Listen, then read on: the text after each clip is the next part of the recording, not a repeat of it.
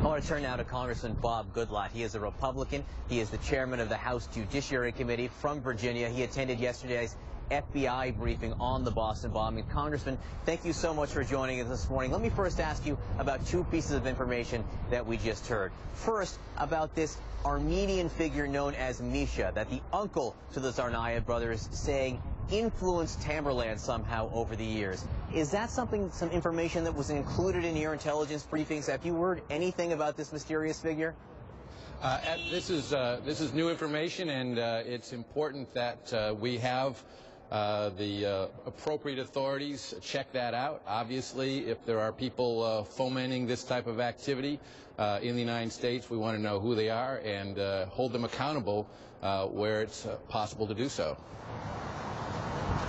And then I want to ask you about another thing that we were hearing from Senator Richard Burr. The Boston Globe is quoting him as saying that Russia contacted the FBI not just once, but repeatedly, perhaps, about Tamerlan Tsarnaev and their concerns about him. So there wasn't just that one point of contact, but they came back and asked about him again.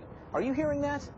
Yeah, we are hearing that, and we're also hearing that the Department of Homeland Security had different information than the FBI. They were not apparently sharing that information, so the FBI, according to what we now understand, did not know that he was in Russia for 6 months and did not follow up upon his return. So all of these things lead to more questions about what needs to be done to make sure that these types of things don't happen in the future, and most importantly, what kind of information sharing and follow-through all of our law enforcement agencies are exercising. But let's also say at the same time that the FBI and local law enforcement did a great job in tracking these guys down and bringing them to justice after the event occurred.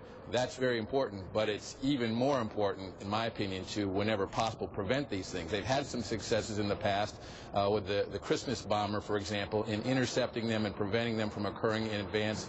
But this one got through, and we need to know more about it. Our committee and other committees here in the House will definitely be following through to find out what happened and what can be done to improve on communications between Homeland Security, the FBI, and other enforcement agencies. Mr. Chairman, help me understand this. If the Russians did reach out to the FBI more than once, is that something that's routine, or is that out of the ordinary? Well, I don't know. Certainly, it is an improvement in our relations with the Russians that they are reaching out and sharing information like this with us. We need to follow through with them.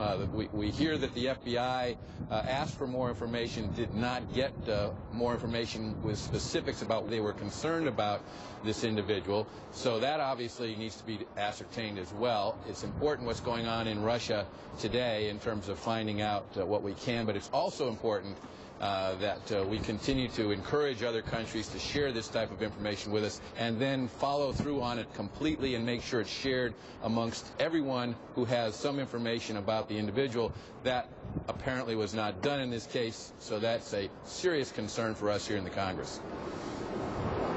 And the follow-through seems to be where so many questions lie right now. Congressman Bob Goodlatte, Chairman of the Judiciary Committee, thank you so much for joining us this morning. Appreciate it, sir. Thank you, John. Let's turn now to our